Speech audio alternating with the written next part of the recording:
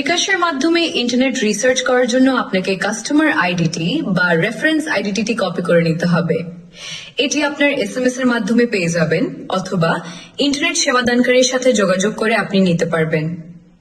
আইডিটি কপি করার পর আপনার বিকাশ অ্যাপে লগ ইন করুন এবং পে বিল অপশনে ক্লিক করুন এবং সার্চ করুন অগ্নি লিখে এবং ভিডিওতে দেখানো লোগোতে ক্লিক করে আপনার কাস্টমার আইডি বা রেফারেন্স আইডি লিখুন এবং আপনার মোবাইল নাম্বারটি যুক্ত করুন।